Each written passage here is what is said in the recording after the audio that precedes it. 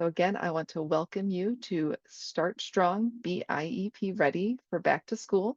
I want to welcome our presenters, Andrea and Amy. Hi, guys.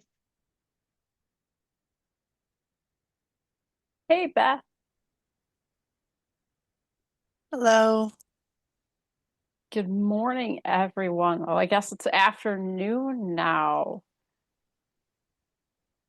We're so glad that you are all joining us today for this presentation.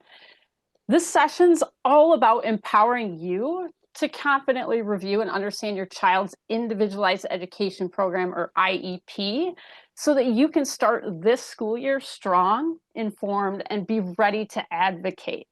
So we're going to work with you to make this year a success as we get going. My name is Andrea Beachnau, and I'm a mentor support supervisor that works with our regional parent mentors here at Michigan Alliance for Families.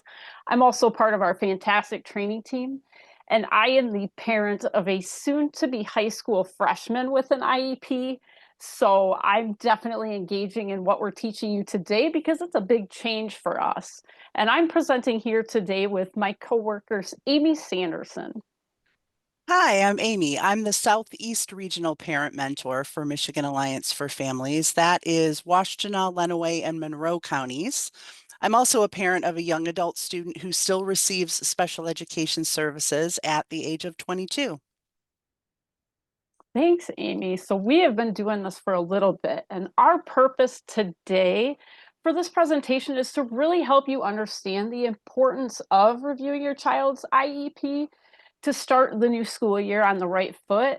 And we're going to do that by helping you understand some of the key components that can be found in your child's IEP and what they tell you.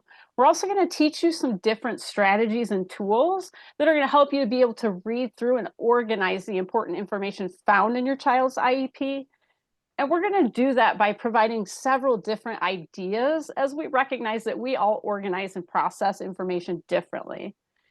This is all going to give you the ability to be better prepared to collaborate with your child's school team, including the IEP team and all teachers right from the start of this upcoming school year. Okay, so we're going to do a quick check. Use your reaction button, a thumbs up or a heart, if you have your child's IEP handy with you today. Ooh, Couple and thumbs there. thumbs up, yeah. Yeah, you need to have a copy of your child's IEP. So I'm glad to see that a few of you already have them handy. If you have access to them, pull them out now. And we're going to talk about why it's important for you to have a copy of the IEP. Having your IEP empowers you to be an informed and active member of the team. It allows you to reference important details like the goals, services, and accommodations at any time, helping you track what's working and advocate for changes if needed.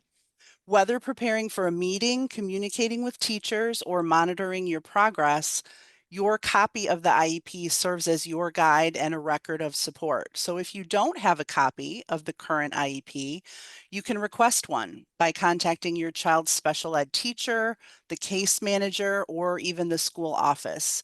You have the right as a parent to receive either a printed or electronic version of the IEP or both, depending on your preference. If you're unsure which version is most recent, be sure to ask for the current finalized IEP.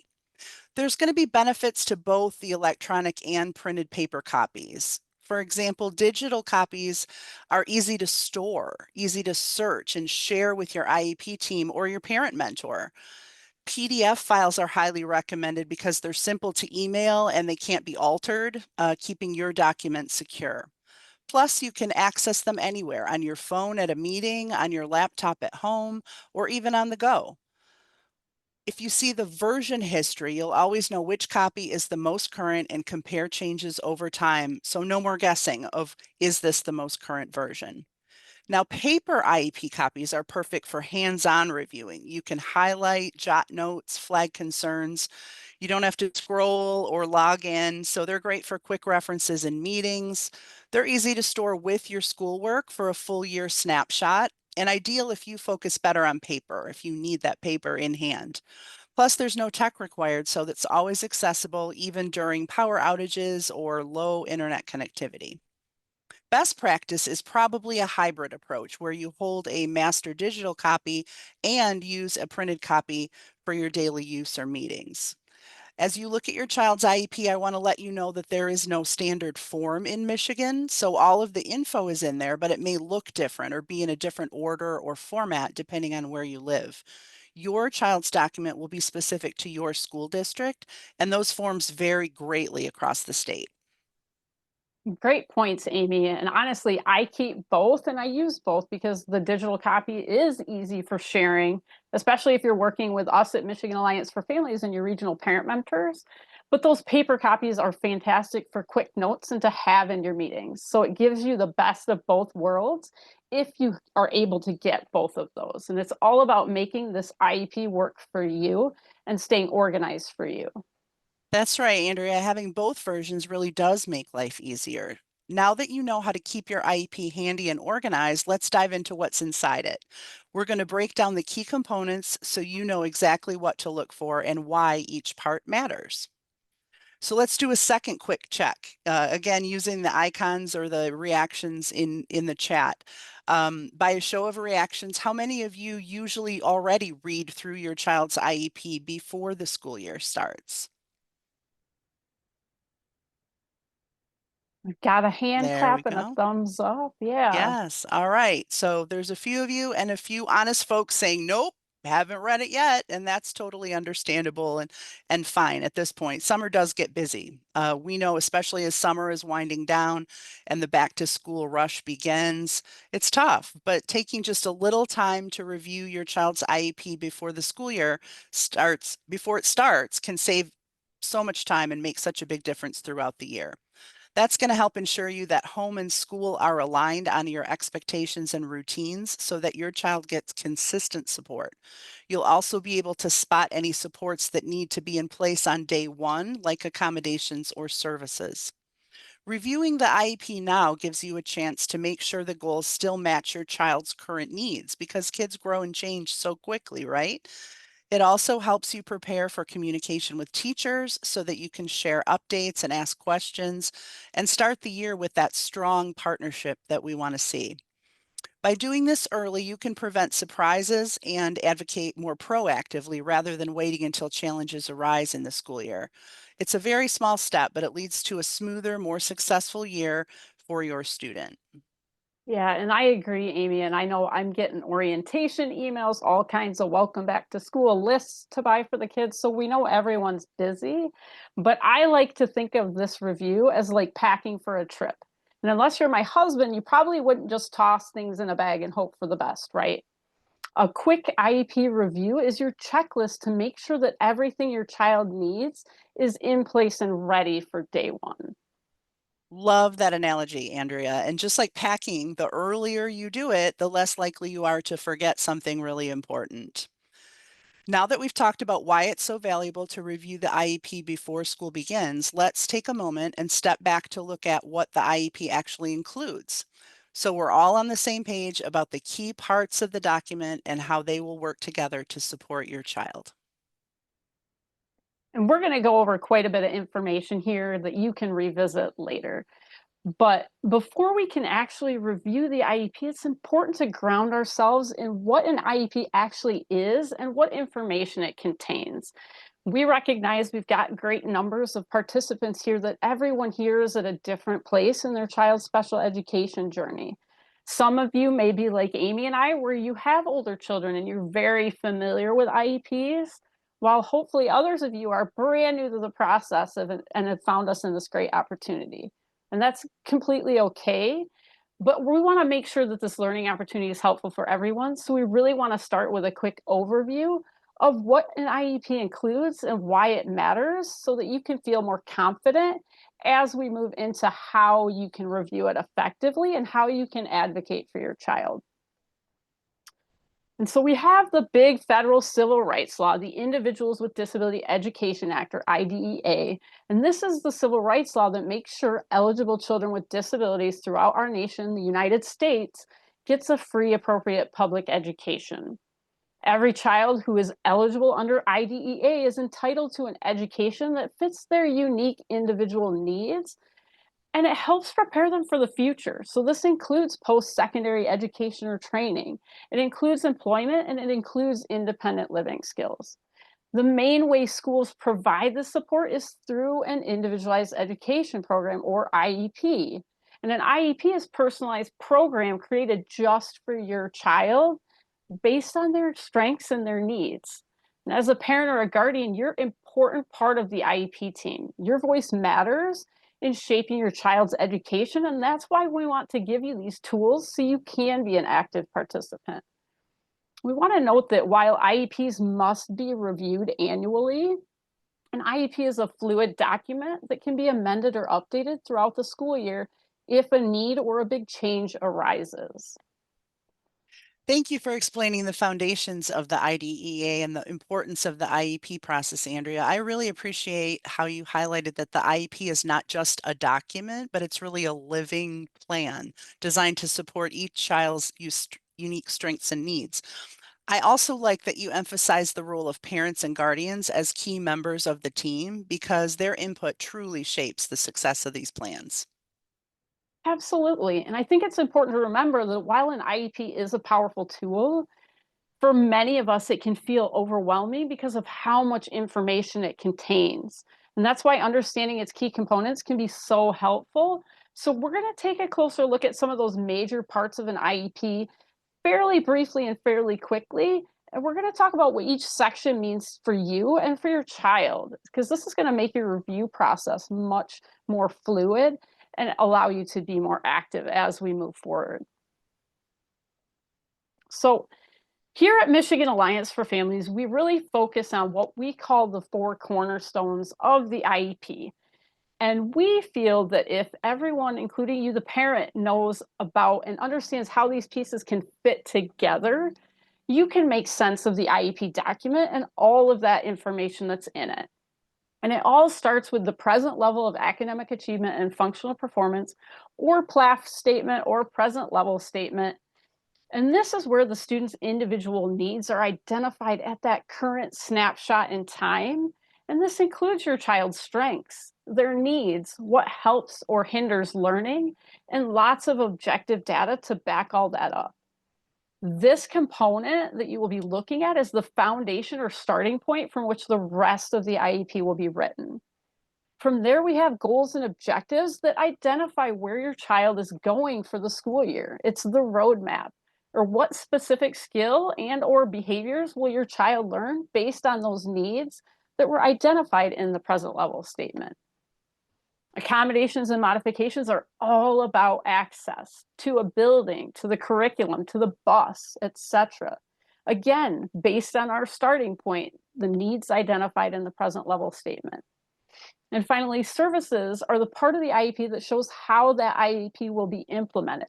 Who's going to teach the goals and objectives, and where will they be taught? Who's going to make sure the accommodations and modifications are done across the school day? It's this linear process with these 4 key components of building out the IEP that we use in determining that free appropriate public education in the least restrictive environment. And we're not going to dive into these, but Beth mentioned at the beginning that we have our IEP A Closer Look coming up this month in August, on August 21st. So if you want to go more into these, I highly recommend you join them, but we're not going to do that today. Outside of our 4 cornerstones, there are additional bits of information that we want you all to be able to identify and understand the importance when reviewing your child's IEP. So here in Michigan, there are 13 special education eligibility categories. And it's important for parents to understand which category applies to their child as a means to opening the door to special education supports and services. And I want you to know that eligibility category does not determine services or placement. That is based on the unique individual needs of your child. We talked about parents being critical to the IEP team. The parent input statement in the IEP shares your family's perspective on your child's strengths, needs, and goals. It ensures that the IEP team is considering your insights and priorities when developing supports and services. And again, we have great resources on our website that can help families create that parent input statement. When we're looking at the IEP, there are 5 special factors that the IEP team must consider when developing, reviewing, and revising an IEP. And they include behavior, limited English language proficiency, blindness or visual impairment, communication needs and/or deafness, hard of hearing, and assistive technology. So when you're reviewing your child's IEP, make sure those boxes aren't just checked. If there's a need your child might have in one of these special factors, make sure there's a conversation around it and data to back that up. Once our IEP process has gone through those 4 cornerstones, once the IEP is developed, the IEP team then needs to consider the placement of the student. And this includes you, the family. Placement decisions in the IEP must ensure that students with disabilities are educated in the least restrictive environment, meaning that they learn alongside their peers without disabilities to the maximum extent appropriate, with supports and services they need to succeed. So when you're reviewing the IEP, there should be reasoning as to the placement decision made for your child. Extended school year is a conversation that we get a lot, and ESY services are those special education services provided beyond the regular school year when the IEP team determines they're necessary for an individual student to receive their free appropriate public education. Again, ESY decisions are individualized, they're based on data, and they consider certain factors like regression, the severity of the disability, or critical learning needs. A topic that comes up a lot for Amy and I in our work is transportation. And general transportation is available to all students, including students who receive special education services and qualify as determined by your local school district board policy. If the general transportation meets the needs of your student with a disability, it's not a related service in the student's IEP.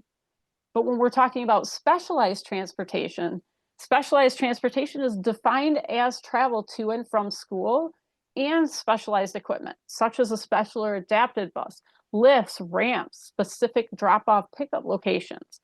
This is a related service, and specialized transportation must be provided to students who receive special education services at no charge if it's identified in the IEP. But that's something you can find more information about for your student when you're reviewing the IEP. And for those of you, do we have a lot of families in here with older children like Amy and I do? And you can use the reactions as you want, but it's important if you have older students, middle school up. Yeah, I see. So we've got some thumbs. Yeah, by age 16, every student with an IEP must have a transition plan in place to guide their move from high school to adult life. This empowers families and their youth self-advocates to collaborate with schools and community agencies to prepare students for their future education, employment, and independent living. And while it's mandatory at age 16, you can absolutely request to start this process sooner, say like 14. But it's important when you're reviewing for your older children that you look at this part of the IEP. Yes, talking about transition early and often is very important. That is a lot of important pieces of the IEP, right? It's like the IEP is this big puzzle, but when all of those puzzle pieces fit together, your child is getting the full picture of the supports that they need in school. Yeah, that's a great way to look at it, Amy. And it is a lot of information. So you can come back to this learning opportunity. You can attend some of our other ones. But now we want to shift gears to give you some tools that can really help you to review and break down each of these parts without feeling overwhelmed. Okay, so methods and tools. We know IEPs can feel overwhelming, so using simple tools like flowcharts, highlighters, even sticky notes, timelines, and calendars can really help break things down and make the information so much easier to work with. Each of these tools is going to serve a different purpose. Some might help you visualize the process, and others might help you track deadlines or highlight key areas that you need to follow up on. Don't worry, we're going to walk through each one in more detail, and also to be sure that you're checking out those webinar handouts because they include the templates and examples that you'll need to help start using the tools right away. So let's start with flowcharts. A flowchart is a visual image of a process, just like our IEP process arrow sheet that Andrea showed earlier. It's a great way to understand how different information in your child's IEP all connects together, and it can be a simple hand-drawn flowchart or a more complex computer-generated flowchart. Here's an example. This flowchart shows how different parts of the IEP work together to support a student, in this case Lucas, who's experiencing behavioral challenges that impact his learning. So we always start in the center with the present level statement, which describes Lucas's current struggles. He has difficulty staying focused during independent work times. He often leaves his seat or argues with peers, and he resists transitions. This gives us a pretty clear picture of the behaviors that are interfering with his success in the classroom. So from there, we move on to the goal. By June, Lucas will increase his time on task during independent work time from 5 to 15 minutes, and with no more than one adult prompt in most observations. This is a goal that is specific, it's measurable, and it's directly tied to the challenges that are described in the present level statement. To help Lucas reach that goal, the IEP team will include accommodations. These are tools and supports that help Lucas access learning. For example, he'll have a daily check-in and check-out routine, a visual schedule, access to a break area, positive reinforcements, task previews, and structured transition tasks. Each of those is designed to reduce stress overall and increase predictability for Lucas. Finally, under special factors, we note that Lucas will have a behavior intervention plan, a BIP, developed after there's a full functional behavioral assessment conducted. That FBA is going to ensure that his team is not just reacting to behaviors, but understanding the reasons behind them and then planning proactive supports that work. This flowchart can help families and educators see how the IEP is not just a document, but a connected system of support that starts with understanding the student and ends with meaningful, measurable progress. As you're reviewing your child's IEP using this method, one important thing to watch for is whether every need identified in the PLAF, the present level section, is actually addressed somewhere else in the document, in the plan, through goals, accommodations, services, or supports. If you notice a need that's clearly described in the present levels but doesn't show up anywhere else in the IEP, that's a signal to take action. It could be an oversight, or it might be something that the team hasn't fully addressed yet. In that case, don't hesitate to reach out to your child's IEP case manager or request a meeting with the IEP team to review it. You have every right to ask questions and know how that need will be supported and advocate for it to be included in the plan. The IEP should be a complete, clear, connected document. Every identified need should also lead to a plan for support. Yeah, and I like visual representation, Amy, and this really brings that to life because in a flowchart, you can see how all those pieces are connecting and making it clear that the IEP isn't just a stack of pages or forms, it's your student's roadmap for success. So now we're going to keep flowcharts in mind. Maybe this is the best tool for you, but we're going to check out another tool that can help you to dig further into your child's IEP. And again, make sure every piece is working together.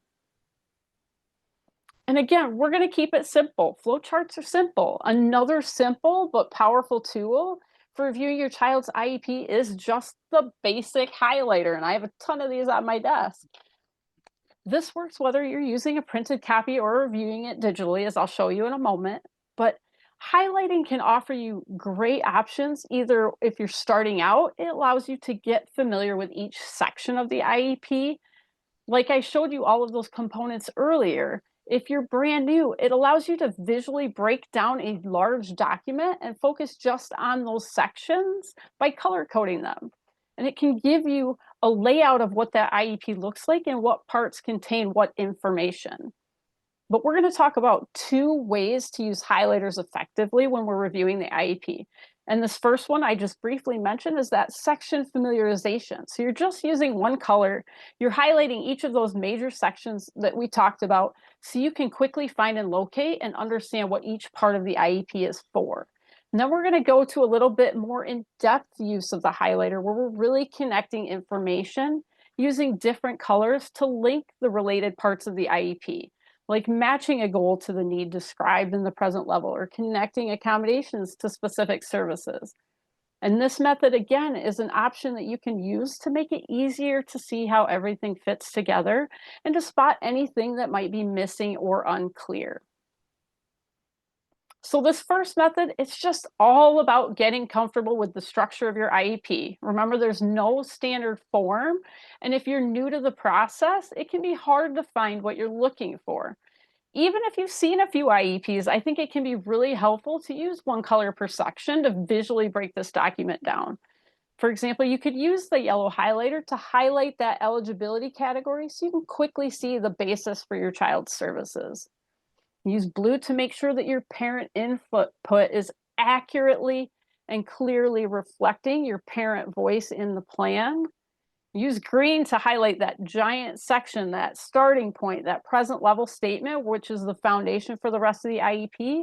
And say pink for goals or orange for accommodations and whatever your favorite colors are and so on. This method doesn't require you to analyze anything deeply yet. It's just about getting familiar with where things are and what each section is for. It also makes it easier to flip back and forth between sections when you're reviewing or preparing for a meeting. And you can do this with the physical highlighters again, or digital tools like I'm going to show you in just a moment that we have. So I use this on a digital electronic copy, and this is a more in-depth way of using highlighters to analyze an IEP. This is forming those connections similar to what Amy talked about when she was discussing the flowcharts. This is where you're connecting data in that present level statement to the rest of the IEP. And in this example, I used Cami. It's a free option online to highlight an electronic example of an IEP for a student named Ramona. And so if you look at this, the orange highlights are connecting our present level data of difficulties with fine motor writing tasks to later on in the IEP, a goal for writing that will support this need. And later on, even more accommodations that support, such as pencil grips, graphic organizers, and speech to text tools. So you can see how this need is supported throughout the IEP. The green highlights connect the present level data need to increase expressive communication, which if you look further is a big parent concern list. So that's great because they're addressing that parent input. It leads to a goal for expressive communication as well as some accommodations such as visual prompts, sentence frames, and peer modeling. And finally, the pink highlights connect our starting point, that present level data need around increasing attention and reducing impulsive behaviors that again is a parent input concern, to a goal for following a visual schedule and completing assignments, again with some accommodations such as movement breaks in place. Whether you do this electronically as I did or with a paper copy and those physical highlighters, this really helps you in another way to visually connect the data and the needs in our starting point present level statement to the rest of the information in the IEP to ensure your child's needs are being supported. I love this one because it's simple, but it's so powerful. Plus, who doesn't enjoy a little color coding, right? It turns out that that big, intimidating IEP can be looked at in something you can actually navigate, kind of like turning a textbook into a rainbow of aha moments. Yeah, great point, Amy. And highlighters really do make the IEP less intimidating and a lot more interactive. It really breaks it down visually so you can jump to those points that connect. And the best part is you don't need fancy tools to start making sense of your child's IEP. Okay, so we're going to move on. We've covered flowcharts and highlighters, two simple but powerful strategies. So we're going to use another tool that can take your IEP review just to that next level. And again, we're going to keep it simple. So now we're going to look at sticky notes. Again, it's just another simple tool that we all have access to physically or electronically. You can use this, but you can use it to review that child's IEP, again, in two different ways. One that's a little less with analysis, where you're just kind of making notes, and one where you're really deep diving into that IEP. So this method helps you take quick focus notes section by section. How many of you have read through an IEP and you're making mental notes of all the things you want to ask, but you're not actually writing them down, and then you've forgotten all of them by the end of the document? This is a great way you can jot down questions, highlight important details, or mark areas you want to revisit again. And it's especially helpful for keeping track of your thoughts as you go, so you don't have to remember everything later. Sticky notes is a great way, compared to some of those other ones, to really create a deeper understanding of the IEP.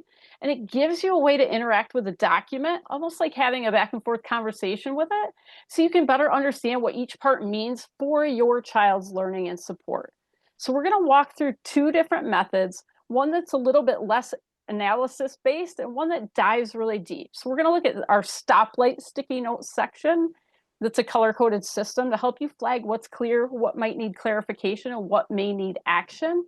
And then we're going to dive into our section questions sticky notes that really prompt you to analyze each section as it relates to your child.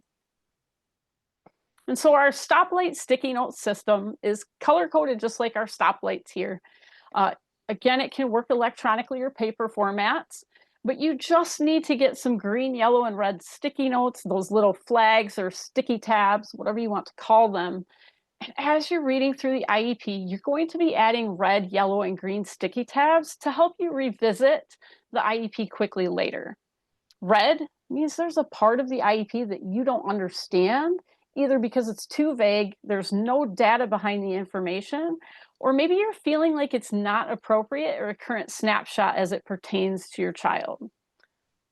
Yellow means you have questions about that part of the IEP, whether you're unsure with the wording of the support as to how it will be carried out or implemented, or whether the information, again, is current needs to your child's support, or maybe something's changed. Green means you've provided input, you see clear data to support that information, or have seen the support work for your child in the past, and you fully support this part of the IEP. So let's look at an example of our stoplight sticky note question. And this is how you can use our stoplight sticky notes to prepare for the IEP meeting. Remember, green means we're good here. Yellow means I'm not so sure, I have questions and I'm going to ask some more questions. And red means let's stop for a minute, I'm concerned or I'm confused. And we're going to look at an example, just brief present level statement for a student named Elena in the area of writing. And you can see from the first sentence, there is clear and accurate strengths for Elena in writing, and it was shared by our parental input, by the family. This to me feels clear, it feels consistent, it feels like it's listening to the family. So I would be marking this with a green flag. This looks good to me. I don't need to revisit this or adjust or ask questions. The information in the next paragraph, it talks about Elena's writing in the classroom, but it's lacking specific information. I don't know what inconsistent looks like. Does anybody else know what the word inconsistent might look like? I'm guessing if we have 45 participants in this room, we're all going to have different opinions on what inconsistent looks like. So for this, I would be marking it with that yellow sticky flag that I need to follow up on this. I need to ask more questions. And finally, in our last paragraph, we have data.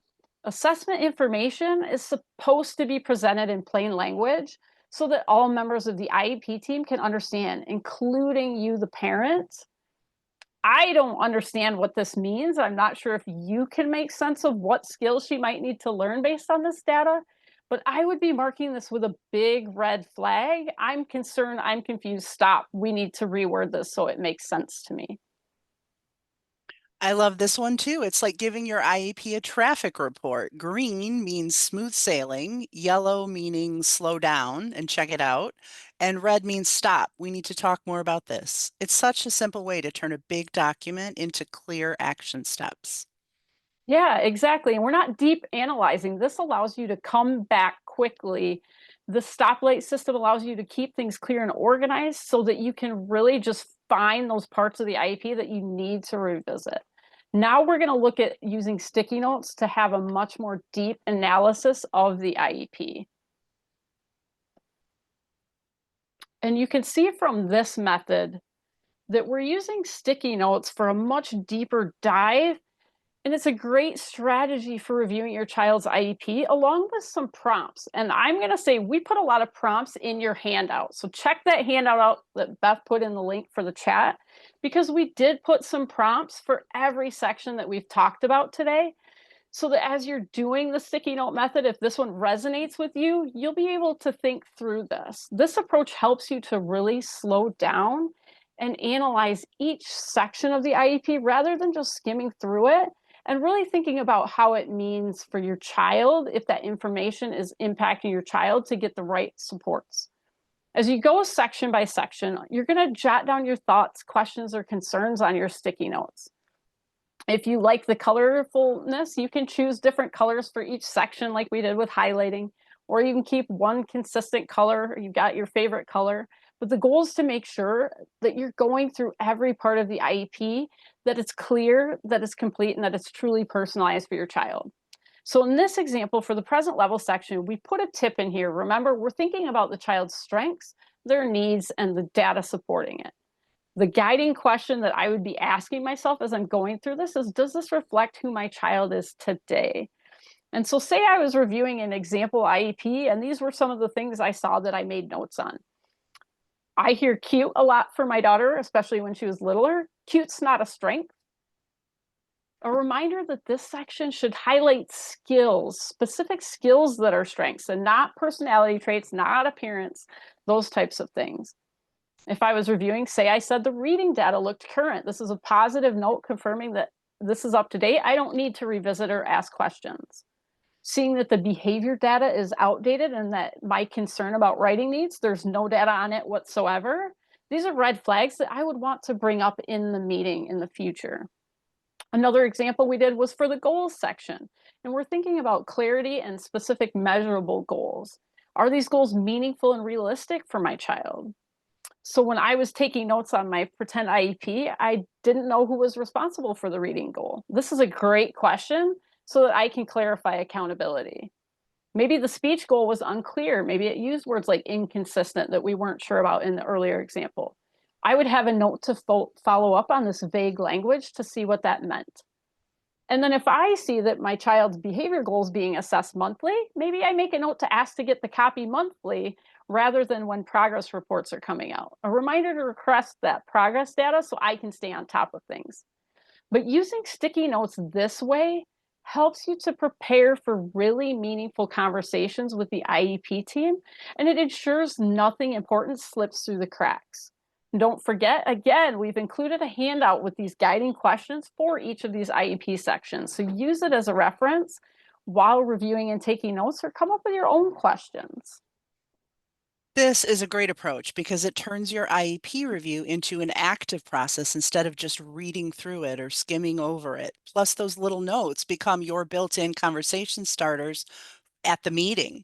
No more trying to remember that question that you had when you were looking through it at midnight.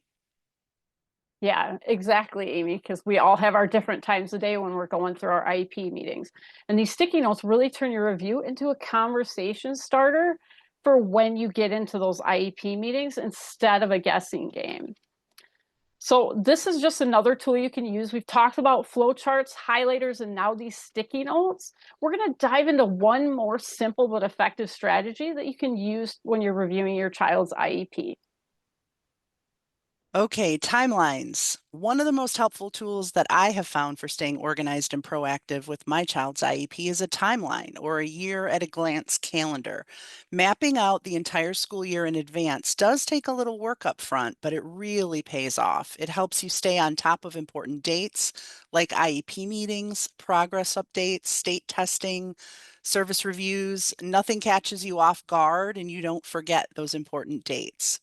So there's two main ways that you can use this kind of tool. You might choose to track just the big picture items, like your top 3 to 5 priorities each month. Remember, keep it simple. Things like building independence or improving reading fluency or increasing classroom participation.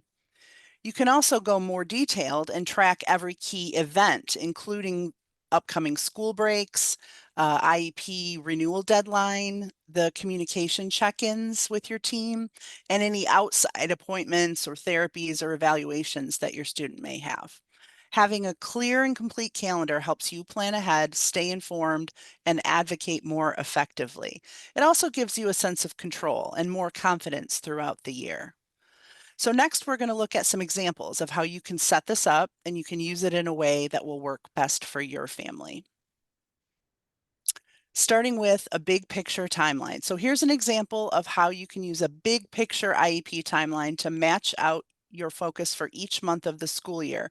This is presuming that your child's annual IEP review is in March, just as an example. So this approach will help you stay proactive, organized, ready to support your child's needs as the year is unfolding. Starting in August, now we're laying the foundation for a strong start, right? This is the time to review your child's IEP, attend learning opportunities like today's webinar, reach out to those new teachers when you're notified, and share updates about your child. You need to confirm that services are going to be starting as planned. In September, it's all about building routines for the student and for yourself. You can establish a preferred method of communication with teachers. You can start noting any early concerns and check that daily supports and accommodations are being used consistently for them. Moving to October, that honeymoon phase of the school year sometimes is over, and we begin to see how the IEP is really working in real time. This is a great time to collect work samples and document any challenges, to check in with teachers and see how things are going from their perspective. In November, you'll likely receive progress reports around the time of the marking periods or the report cards. This is your chance to take a pulse on how your child is progressing toward their IEP goals, asking how progress is being measured, and then celebrating those wins, even the small ones, because it all matters. December is a good time for a mid-year reflection. Review the IEP goals, your notes, the progress reports you've received, and the teacher feedback. Look for any gaps or areas at this time where support might need to be adjusted. After the holiday break in January, we shift into a reboot and refocus mode. After winter break, it's helpful to note any transitional challenges and track how your child is regaining skills. Ask for updated work samples and data and make sure that the second half of the year starts strong. So the timeline will continue into the second half of the school year, helping you stay focused and proactive as your child's needs evolve and as the IEP process moves forward. Remember, it's an annual process. So in February, we'll begin preparing for upcoming changes. This is a great time to draft or start drafting your parent input statement, review your child's goal progress, and request any updated data. You can start getting organized for the IEP meeting in March and plan ahead to make that meeting much more productive. In March, it's time to advocate and to update. This is often when the IEP meeting happens, so come prepared to share your input clearly. Ask questions about services and request a copy of that updated IEP when it's completed. This is your opportunity to make sure that that plan is reflecting your child's current needs. In April, we'll do a spring check-in, so follow up on any changes made during that IEP meeting, discuss the extended school year ESY eligibility if needed, and start observing what your child may need to finish the year strong. In May, the home stretch, we begin to wrap up a school year, so review your child's overall progress and request final data or progress reports. Ask about plans or ideas for next year, and don't forget to celebrate growth, no matter how big or small. In June, we shift into summer family planning mode. Organize your IEP paperwork, consider summer supports or services, and think about ways to help your child keep their skills active during the break. Finally, in July, it's time to rest and reflect. Take a moment to recognize how much you have grown as an advocate this year. Recharge, and if you're ready, start preparing a student snapshot or a summary to share with next year's team. Yeah, so Amy, this example shows a priority timeline for a student whose IEP is due in March.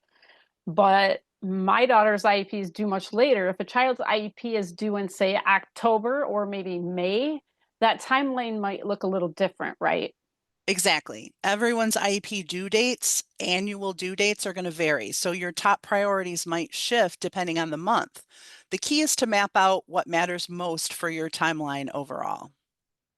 And this kind of timeline doesn't have to be complicated, so you can keep it simple by focusing on 3 to 5 priorities each month, or if you prefer, you can use a more detailed calendar to track all those key dates and key events.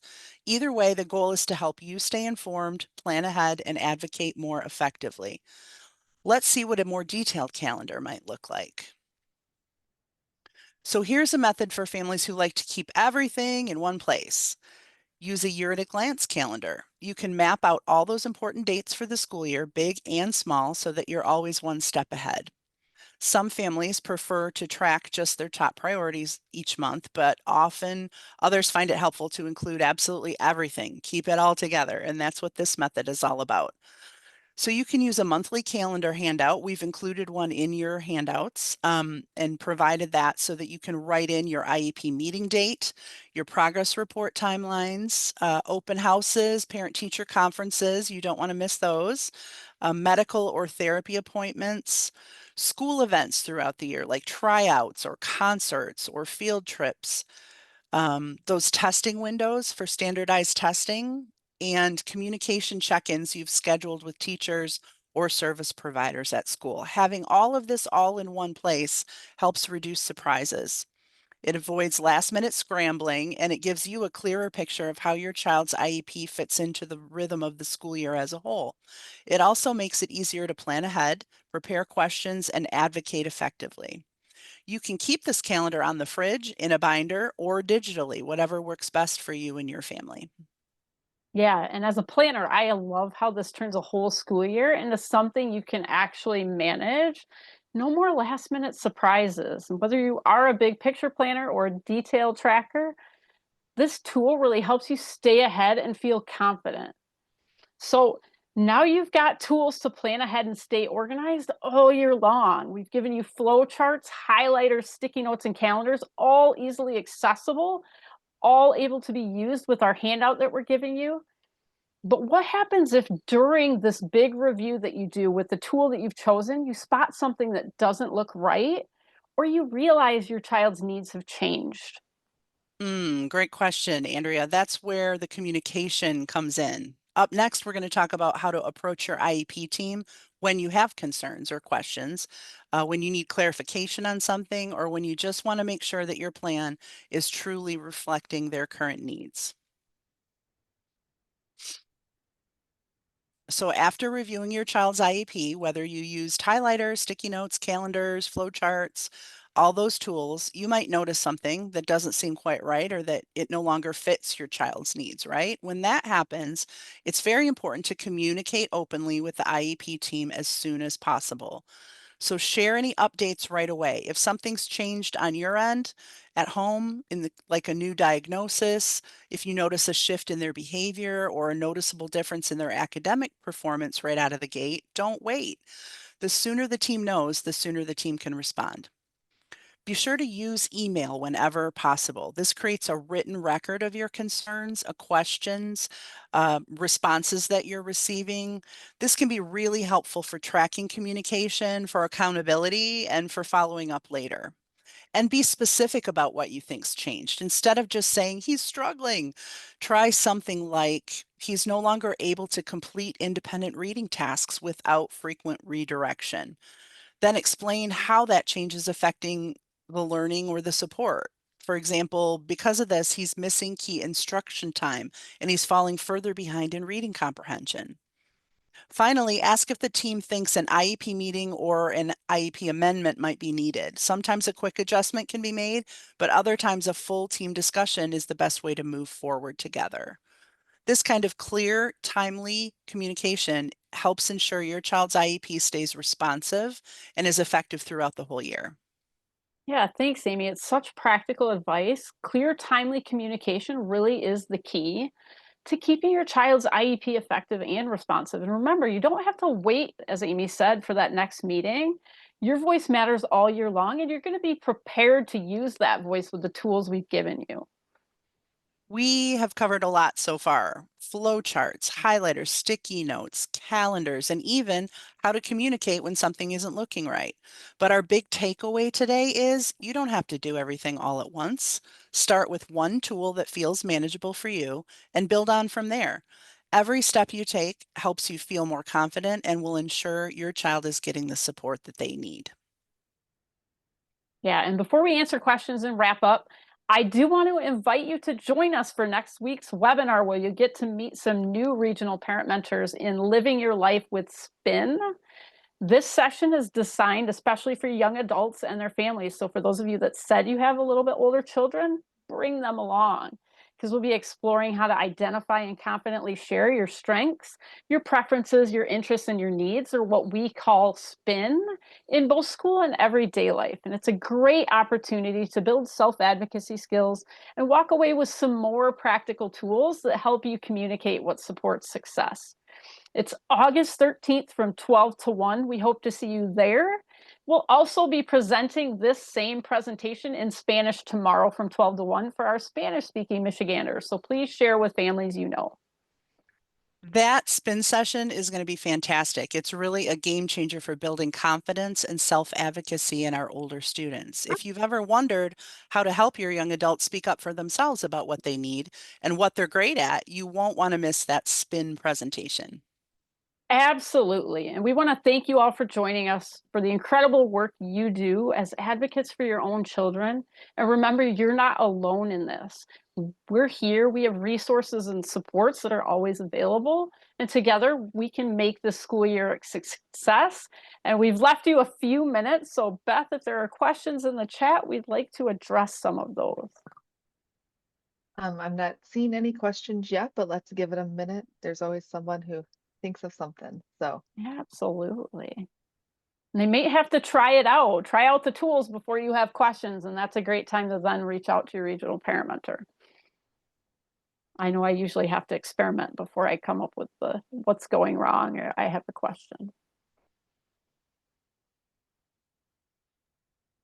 doesn't look like we have any questions. Oh, Andrea, can you again mention the name of the app that you used for the highlighting the electronic documents? Absolutely. So it's called Kami and it's spelled Kami, and it has a free version. If you're just doing simple tasks like highlighting, you can just drag and drop PowerPoints in there. You can get what's called an extension to put it right on your Chrome or whatever you use to access the internet. And it's a free resource. And then you can download those documents once you put notes in there. But it's Kami.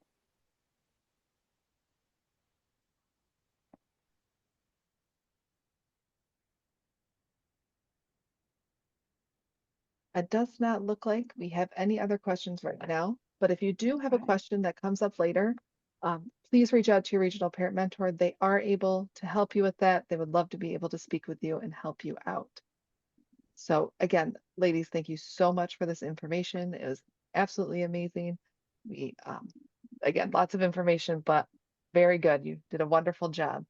So Thanks, Beth. I am going to share in the chat one more time the link to our evaluation. If you could please fill that out for us. We are grant funded and totally free for you. We have to report back to our funders, and we want to make sure that we are getting you the information that you are looking for and that this information is useful to you. Our Return to School series is fun and engaging, and we do it every year before school starts. We would love to hear if you are finding it fun and engaging in the survey so that we're able to offer stuff like this for you every year. So please click on the link, spend a moment to provide us feedback on today's sessions. And again, if you have a question that comes up later, please reach out to your regional parent mentor. They would love to be able to support you. And remember to follow us on Facebook, Instagram, and YouTube. We will have a recording to this session on our YouTube library by next week. So we'd love for you to subscribe so you can get that notification. And you can directly contact your regional parent mentor at 1-800-552-4821 or at info@michiganallianceforfamilies.org. Michigan Alliance for Families is an IDEA grant-funded initiative of the Michigan Department of Education, Office of Special Education, Michigan Department of Lifelong Learning, Education, Advancement, and Potential.